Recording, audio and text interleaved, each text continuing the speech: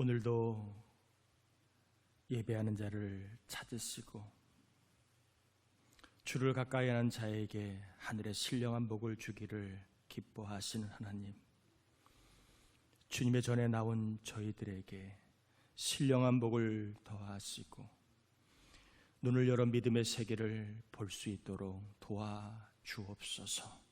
이 시간도 우리 가운데 함께 하신 하나님을 경험하는 생명의 예배가 되게 하여 주옵시기를 예수님의 이름으로 기원하옵나이다. 아멘.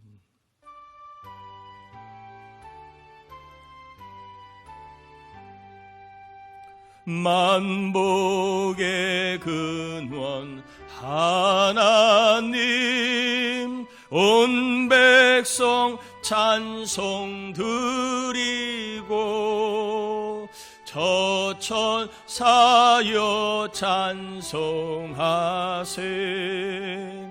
찬송 성부 성자 성령 아멘.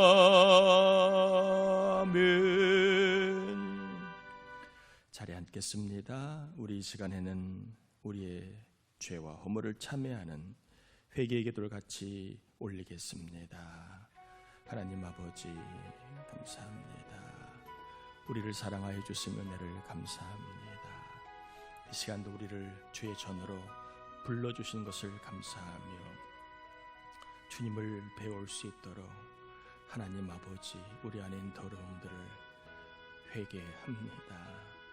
하나님, 정욕, 사랑하지 못했던 것들, 온전히 하나님 의지하지 못했던 모습들, 거만하고 교만하고 아집스럽고 나를 버리지 못하고 주님을 온전히 따라가지 못했던 연약함, 완악함, 또한 교만함을 참여하며 회개합니다.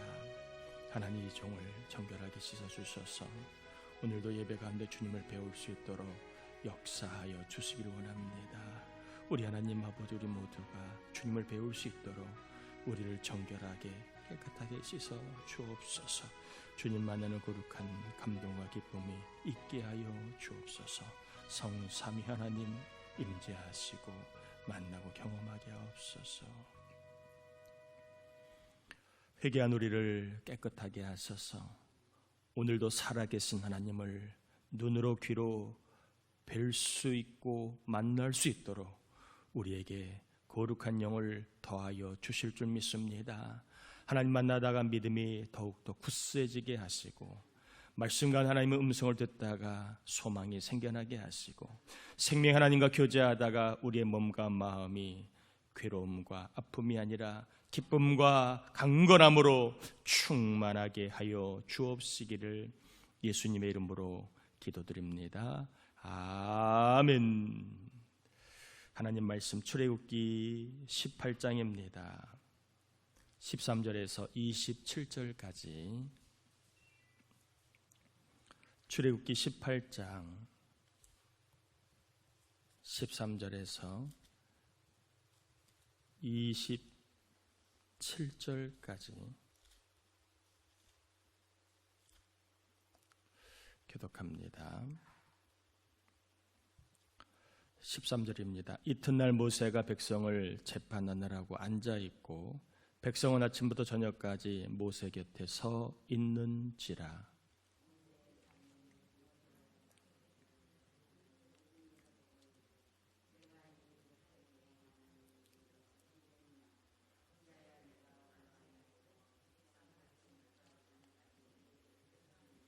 모세가 그의 장인에게 대답하되 백성이 하나님께 물으려고 내게로 오미라.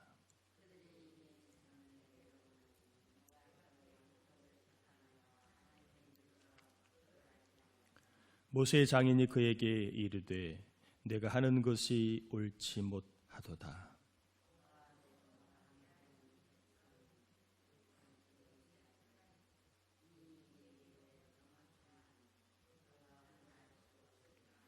이제 내 말을 들으라. 내가 네게 방침을 가르치리니 하나님이 너와 함께 계실지로다. 너는 하나님 앞에서 그 백성을 위하여 그 사건들을 하나님께 가져오며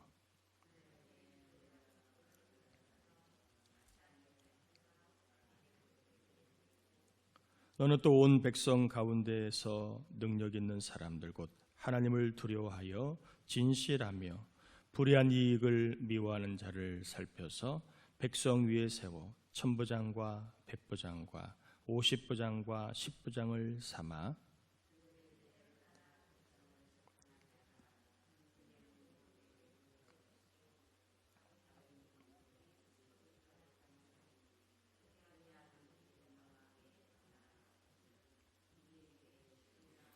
내가 만일 이 일을 하고 하나님께서도 내게 허락하시면 내가 이 일을 감당하고 이 모든 백성도 자기 곳으로 평안히 가리라.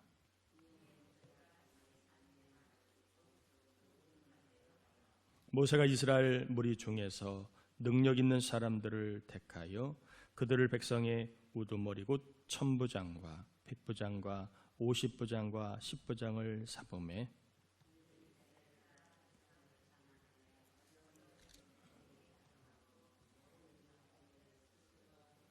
같이요. 모세가 그의 장인을 보내니 그가 자기 땅으로 가니라.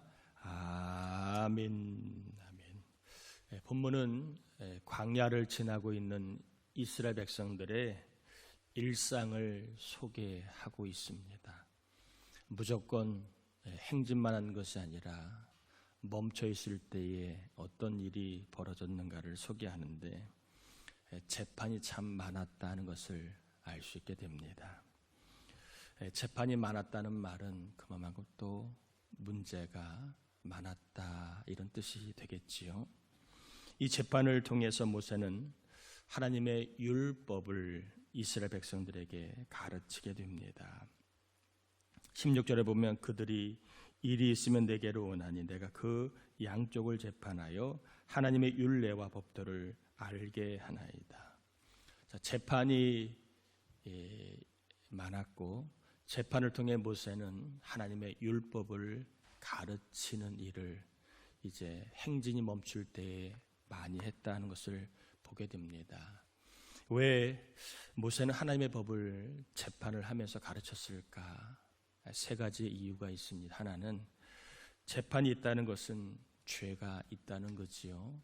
그래서 하나님의 법을 지켜야만 죄를 이길 수 있기 때문에 죄를 방지하고 죄를 막기 위하여 하나님의 율법을 가르쳤다라고 볼 수 있습니다. 여러분, 죄를 이길 수 있는 것은 하나님의 말씀입니다. 내 안에 죄가 있거들랑 이 죄를 이길 수 있는 방법은 우리의 노력이 아니라 말씀을 우리가 순종할 때 죄를 이길 수 있는 것을 다시 한번 기억해 보게 됩니다. 또 재판이 많았다는 것은 문제가 많았다는 거지요. 온갖 다양한 문제가 많았다는 것을 말합니다. 하나님의 말씀을 지켜야만 문제를 해결할 수 있다는 겁니다. 하나님은 창조주이시기 때문에 우리의 문제를 아시고 문제를 해결할 수 있는 방법으로 말씀을 주셨습니다. 그러므로 온갖 개인의 문제, 모든 문제를 해결할 수 있도록 모세는 말씀을 가르쳤다. 여러분, 문제 해결은 말씀입니다. 말씀을 의지하면 많은 문제들이 해결되는 은혜를 맛보게 됩니다. 세 번째, 재판이 많았다는 것은 고통이 많았다는 것을 말합니다. 괴로움이 많았다는 것을 말합니다.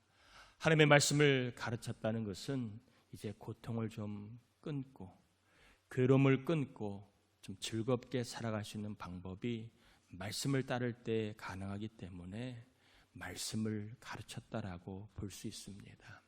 모세가 재판을 한 것만 아니라 재판을 하고 말씀을 가르친 이유를 세 가지를 간단하게 전했습니다.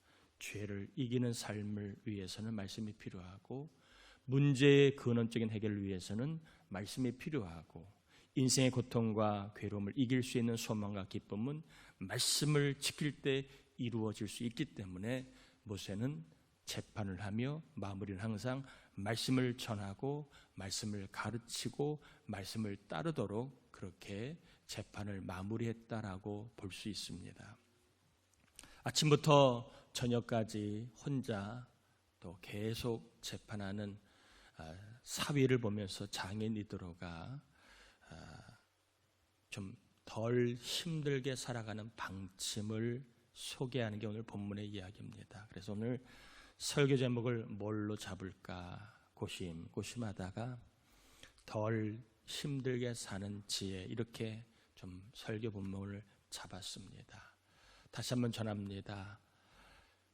혼자 힘들게 재판하고 있는 모세에게 장인이 덜 힘들게 살아가는 방법을 소개하고 있는 본문을 통해서 우리 모두는 이왕 사는 인생 좀 덜 힘들게 사는 방법이 뭘까? 두 가지만 좀 같이 전하고 마무리할까 합니다. 첫 번째는 들으라는 것입니다.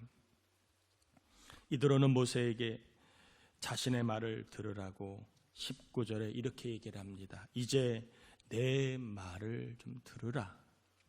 내가 내게 방침을 가르치리니 하나님이 너와 함께 계실지로다.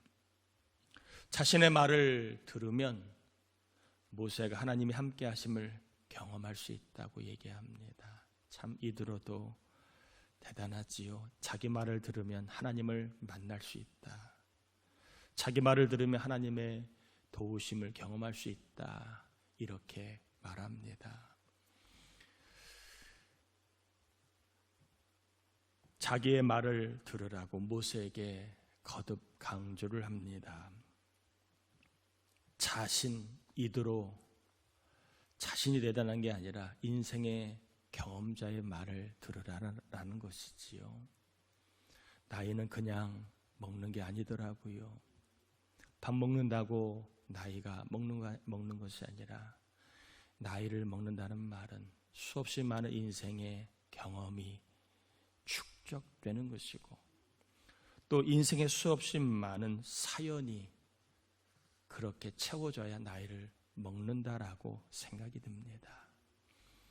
그래서 나이를 먹는다는 것은 경험이 있는 것이고 사연이 있는 것을 말합니다. 물리적으로 숫자만 더해가는 게 아니지요. 그래서 경험자들의 이야기 속에는 수없이 많은 좋은 경험, 나쁜 경험, 그리고 행복한 사연, 불행한 사연이 다 담겨 있습니다. 그러므로 이 경험자들의 이야기를 들어야 인생을 덜 힘들게 살아가는 지혜를 얻을 수 있다는 겁니다. 지혜가 없으면 혼자 인생을 부딪히며 경험하며 수없이 많은 시행착오를 겪으며 살아가야 합니다. 그런데 지혜가 있으면 가급적이면 덜 힘들고 덜 고생하는 그러한 방법을 알기에 그 방법을 따라 살면 같은 인생이지만 덜 힘들게 살 수 있습니다. 특별히 남편이 지혜가 있으면 아내가 덜 고생을 합니다. 아내가 지혜가 있으면 남편이 덜 고생을 하고 부모가 지혜가 있으면 자녀가 덜 고생을 합니다. 지혜는 나도 남도 덜 고생시킨다는 것을 말해주고 있습니다. 그래서 솔로몬은 1000번제를 드리며 하나님께 기도한 것이 있는데 듣는 마음을 기도를 합니다. 수없이 많은 이야기를 우리가 들으며 살아가지만 솔로몬은 듣는 마음을 구합니다. 이 말 속에는 솔로몬이 왕으로서 잘 지혜롭게 판단할 수 있도록 듣는 마음을 구하는 것이 1차적이었지만 또 하나 지혜의 근본은 들음에서 나오기 때문에 솔로몬은 들음을 통하여 지혜의 왕이 되게 하신 줄 믿습니다. 여러분 축복합니다. 요즘에는 어른들을 꼰대라고 정말 좀 부정적으로 비유하는 경향성이 많습니다. 저는 바람직하다고 생각하지 않아요. 그렇게 말하는 본인들은 나이를 안 먹나요? 그렇게 말하는 본인들은 나이를 먹으면 꼰대 같은 성향이 없을까요? 그렇지 않아요. 그런데 기성세대를 좀 부정적으로 표현하는 것은 저는 썩 바람직하다라고 보지는 않습니다. 이 어른들에게는 무시 못할 지혜가 있습니다. 어른들에게는 젊은 사람들이 알지 못하는 지혜가 있습니다. 그 지혜를 무시해서는 안 됩니다. 저도 인생을 살아보니까 어른들의 지혜가 맞는 것이 많아요. 도둑놈도 아들한테는 그렇다고 얘기하잖아요. 남의 거 훔치지 말라고 그러잖아요. 경험자의 말은 맞는 말이 많습니다. 또 경험자의 말은 살아보면 옳은 말이 많습니다. 그러므로 나이를 먹으면 먹을수록 깨닫게 되는 것은 진작 경험자의 이야기를 잘 들으면 더 좋았을 텐데 하는 생각을 많이 해보게 됩니다. 저도요, 젊을 때는 젊다는 그러한 것만 믿고 정말 경험자의 이야기를 귓등으로도 안 들었던 때가 있었습니다. 내가 제일 잘난 것 같고 내가 제일 많이 하는 것 같고 내가 하는 게 다 맞다고 생각했는데 살아보니까 경험자의 이야기가 더 지혜롭다. 내가 그때 좀 더 경험자의 이야기를 잘 귀를 기울였다면 더 좋았겠다는 생각을 지금도 참 많이 해보게 됩니다.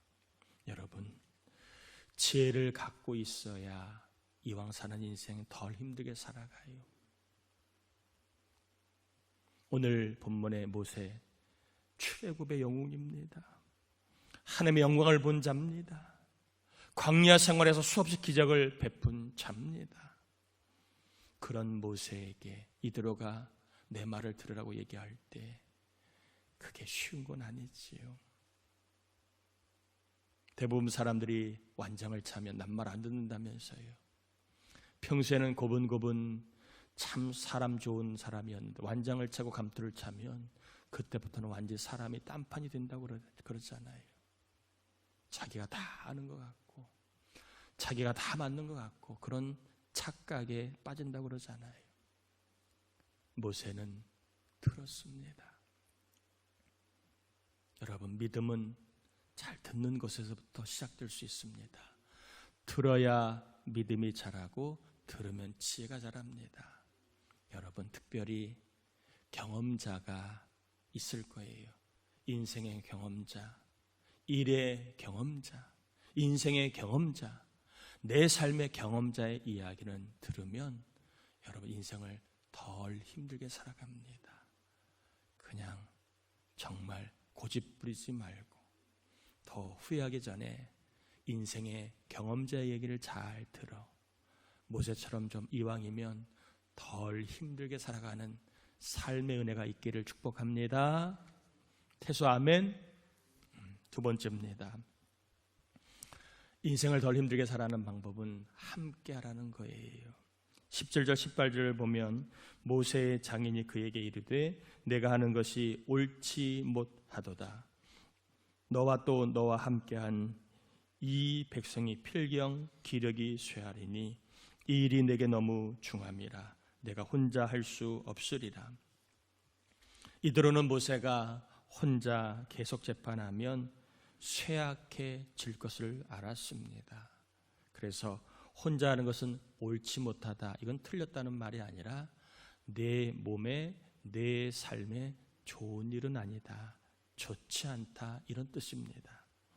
그래서 천부장, 백부장, 50부장, 10부장의 사람을 세워서 같이 재판의 일을 해라. 큰 일은 내가, 또 작은 일들은 그들에게 맡겨 하면 된다, 이렇게 얘기를 합니다. 21절 22절에 너는 온 백성 가운데 능력 있는 사람들 곧 하나님을 두려워하여 진실하며 불의한 이익을 미워하는 자를 살펴서 백성 위에 세워 천부장과 백부장과 50부장과 10부장을 삼아 그들이 때를 따라 백성을 재판하게 하라. 큰 일은 모두 내게 가져갈 것이요 작은 일은 모두 그들이 스스로 재판할 것이니 그리하면 그들이 너와 함께 담당할 것인즉 일이 내게 쉬우리라. 쉽게 일하는 법을 이드로는 모세에게 얘기합니다. 혼자 하지 말고 함께 하라. 같이 하면 일이 쉽다, 이렇게 이야기를 합니다. 모세는 장인의 말을 듣고 그리고 그대로 행합니다. 24절에 보니까 이에 모세가 자기 장인의 말을 듣고 그 모든 말대로 하여. 여기 신앙의 핵심이 나와 있습니다. 듣고 하는 게 신앙입니다. 듣고 하는 것이 신앙이고, 또한 지혜는 듣고 해보는 게 지혜임을 말해주고 있습니다. 덜 힘들게 살아가는 것, 연장제 이야기를 듣고 그 지혜대로 하면 덜 힘들게 살 수 있다 하는 것을 또 우리가 배우게 됩니다. 혼자 하는 것은 옳지 않다, 좋지 않다, 너에게도 공동체에도 좋지 않다. 혼자 하는 것이 좋지 않은 이유는 첫 번째로 혼자 하면 지치기 때문입니다. 본문에는 모세가 필경 쇠하리니 이렇게 되어 있습니다. 쇠한다는 말은 지친다, 힘이 빠진다, 이런 뜻입니다. 몸이 지치고 마음이 지치게 되는 거지요. 여러분, 지치면 일단 사람이 매가리가 없습니다. 기운이 없어 보이고, 무엇보다 지치면 사람이 기쁨이 없습니다. 무덤덤하고 사람이 그냥 보기에도 아무 무표정한 모습이 많습니다. 지친 사람의 특징이에요. 지치면 일을 해도 기쁨이 없고, 지치면 주님의 일을 해도 기쁨이 없습니다. 그런데 함께하면 덜 지칩니다. 제가 김 목사님한테 그런 얘기를 했어요. 코로나 시대로 어려운 때 이런저런 얘기를 하다가 그래도 목사님이 있으니까 내가 힘이 난다, 이런 얘기를 좀 했습니다. 사실이에요. 저도 혼자 고민한다면 저도 많이 지쳤을 거예요. 그러나 이런 얘기 저런 얘기를 같이 할 수 있다는 것만으로도 제가 덜 지치는 것을 보게 되었습니다. 이상해요. 큰일 대단한 일이 아니어도 함께만 있어줘도 사람은 덜 지치더라고요. 여러분, 달리기 할 때 느껴보시지요? 혼자 뛰면 지쳐요. 근데 옆에 누군가가 같이 뛰어주면 희한해요. 덜 지쳐요. 덜 지칩니다. 함께하면 사람이 덜 지치게 마련입니다. 설명하기는 곤란해요. 그런데 함께하면 덜 지칩니다. 여러분, 인생이 지치지 아니하도록 함께 하는 삶, 같이 하는 사람, 이것이 있어야 된다는 것입니다. 두 번째, 혼자 하는 것이 좋지 않은 이유는 혼자 하면 어렵습니다. 혼자 하면 어려워요. 왜 어렵습니까? 다 모르니까 어려운 거예요. 혼자서 어떻게 다 알아요? 혼자 다 못하니까 어려운 거예요. 혼자서 어떻게 다 해요? 혼자서는 모르는 게 있고 혼자서는 못하는 게 있습니다. 그래요, 안 그래요? 그렇지요. 그런데 같이 하면 좀 낫습니다. 쉽습니다. 백지장도 맞으면 낫다는 말처럼 같이 하면 아는 것이 더해집니다. 할 줄 아는 것이 더해집니다. 그래서 같이 하면 좀 일이 덜 고됩니다. 내가 모르는 것을 같이 하는 사람이 알 수가 있고, 내가 못하는 것을 같이 하는 사람이 할 수가 있기 때문에 같이 하면 일이 덜 고됩니다. 집안일도 혼자 하면 어렵지만 같이 하면 쉽습니다. 회사 일도 교회 일도 주님의 일도 혼자 하면 어렵지만 같이 하면 쉽습니다.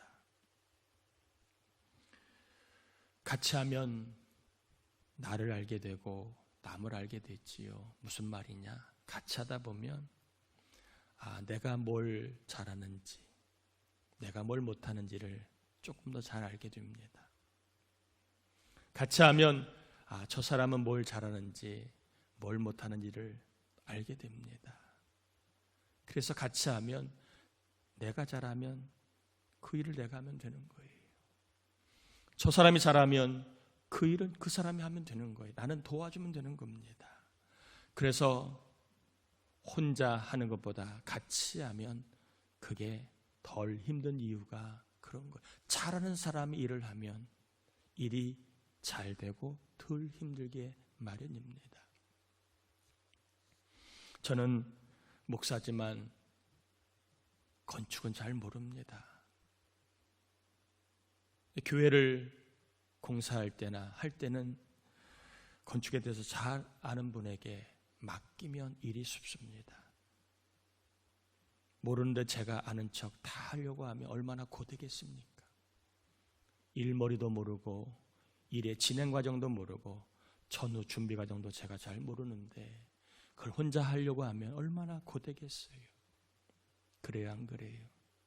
저는 목사지만 금융은 잘 모릅니다. 은행에 대해서는 잘 몰라요.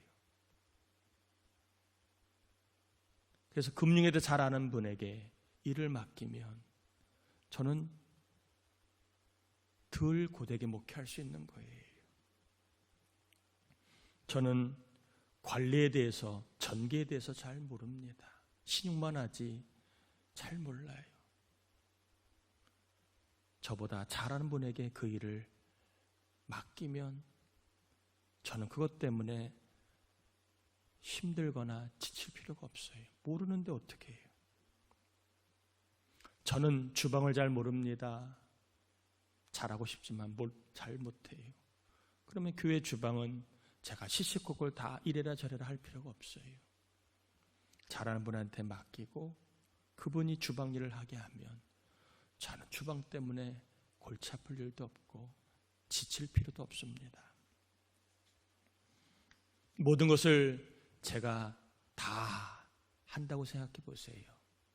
주방 일도 제가 하고 관리도 제가 하고 금융도 제가 하고 건축 다 제가 한다고 생각해 보세요.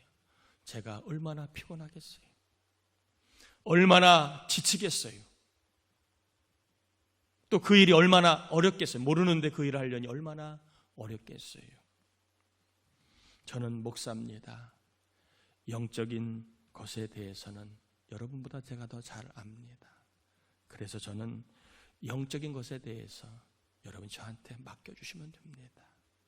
그 일은 제가 잘하는 일이기 때문에 여러분 신앙생활에, 여러분 믿음 생활에, 여러분은 하나님 만나는 일 제가 더 많이 합니다.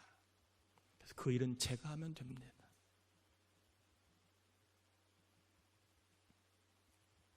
제가 잘하는 것을 하면 되고 제가 못하면 잘하는 사람한테 부탁하고 맡기면 일을 쉽게 할 수 있는 겁니다.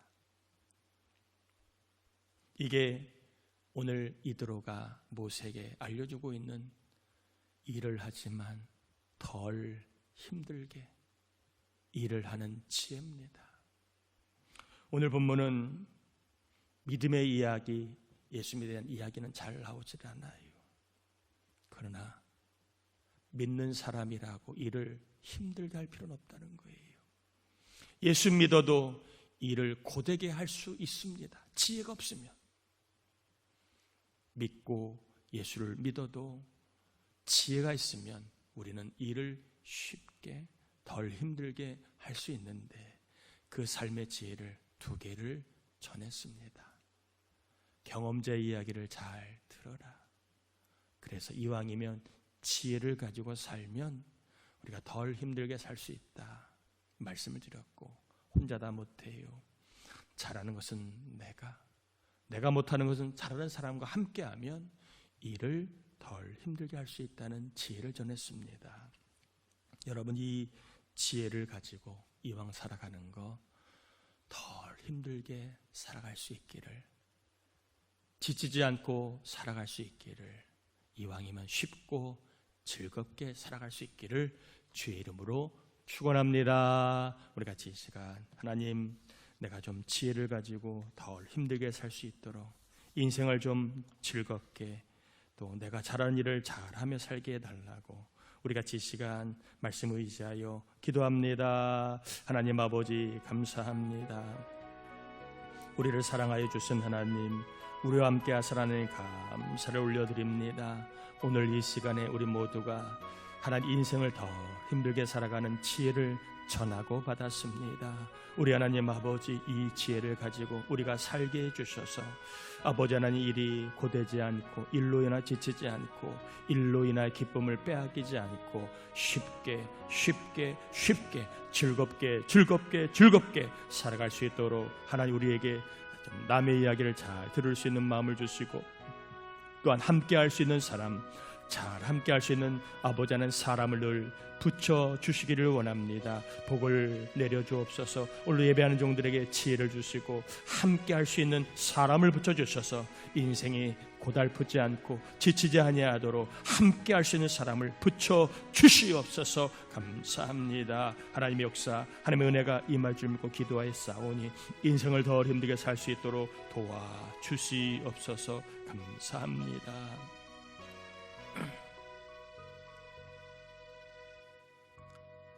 하나님, 덜 힘들게 쉽고 즐겁게 살아가는 지혜를 오늘 우리에게 주셨는데, 경험자 이야기를 잘 듣게 하시고 우리 교우들이 혼자 일하지 않고 혼자 살지 아니하도록 곁에 좋은 사람들 많이 보내주셔서 함께 함으로, 함께 삶으로 인생을 즐겁고 쉽게, 또 하나는 평안하게 살 수 있는 복을 허락하여 주옵소서. 이 시간 하나님 앞에 예물도 올립니다. 11조, 선교, 구제, 주정, 감사 여러 예물을 올립니다. 우리 하나님 기뻐 받아주시고 이 예물을 드리는 정들 손길을 기억하시고 주님 100배로 갚아주셔서 주님께 드리고도 나누고 베풀며 살아가는 간증이, 삶의 기쁨이, 자녀의 복이, 건강의 복이, 일의 복이 임하게 하여 주옵시기를 예수님의 이름으로 기도합니다. 아멘. 여러분 다시 한번 축복합니다. 덜 힘들게 살아가는 지혜를 하나님이 주실 줄 믿습니다.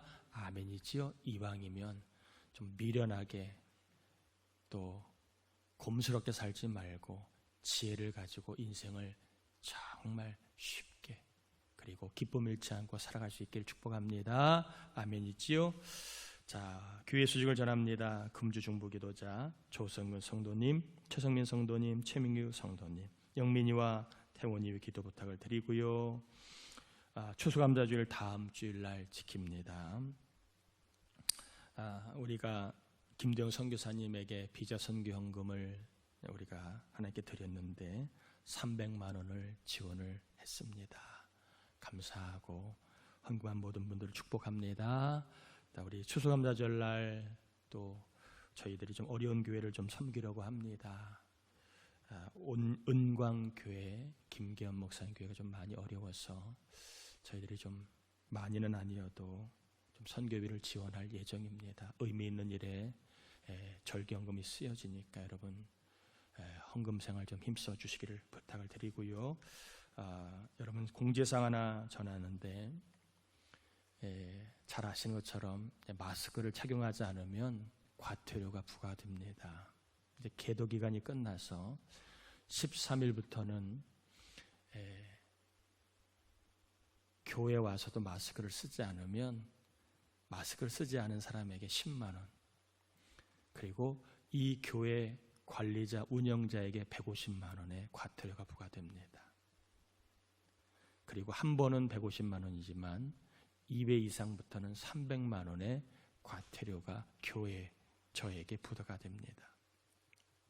그래서 여러분에게 잘 지키고 계시지만 부탁드리는 것은 어쨌든 간에 정부에서 이제 과태료라고 하는 법적인 제재를 받게 되니까 그렇게 하시고, 이렇게 말씀드리는 것은 이제 13일부터는 설교자도 마스크를 써야 돼요. 설교자, 대표 기도자, 교회에 오는 모든 분들은 마스크를 벗으면 안 됩니다. 또 교회 방송이 유튜브에 올라가기 때문에 누가 마음 먹고 저를 고소하면 저는 과태료를 내야 됩니다. 그래서 부득불 정부 방침이긴 하지만, 또 때로는 너무 과한 부분이 없지 않아 있긴 하지만, 그래도 또 따라야 되죠. 따라야 돼요. 과태료가 부과되니까 따라야 합니다. 그래서 잘 하시겠지만 거듭 당부드리는데, 혹시 지나가다가 교인들이 마스크를 쓰고 오지 않는 게 좀 괘씸해서 누군가 사진 찍어서 민원을 넣을 수 있습니다. 세상이 이렇게 무서워졌어요. 교회에 좀 좋지 않은 감정을 갖고 있는 사람 중에 그런 일이 없겠지만, 혹시라도 좋지 않은 감정이 있는 사람들이 그럴 수 있는 개연성의 길이 열렸습니다. 여러분, 교회 이제 13일부터는 철저하게 마스크 하시고, 코 밑에 내리면 또 이것도 과태료 부과 대상입니다. 꼭 쓰시고, 설교한 저도 써야 되고, 대표 기도자 모든 분들, 또 교회 예배를 끝나고 또 여러분 가실 때에도 꼭 마스크를 써야 합니다. 잠깐의 이야기를 나눌 때에도 마스크를 쓰셔야 합니다. 그렇다는 거 여러분 공지해드리고, 우리가 또 이 해제될 때까지는 이 방역 지침을 좀 잘 따라야 되지 않을까 생각합니다. 과태료가 부과되기 때문에 어쩔 수 없이 따라야 됩니다. 불편해도 그렇다는 거 말씀드렸으니까, 다음 주에 또 목사님 왜 마스크 썼나 여러분 하시면, 정부 시책이 그렇게 강화됐기 때문에 그렇게 되었다는 거 여러분 인지하시고, 어쨌든 간에 코로나가 잘 사라질 수 있도록, 또 치료제가, 백신이 잘 개발되어서 이 코로나가 이제는 더 이상 우리의 삶을 힘들게 하지 않는 날이 올 수 있도록 기도하는 것 외에는 달리 방법이 없습니다. 기도 부탁을 드립니다. 다 자리에서 일어나겠습니다.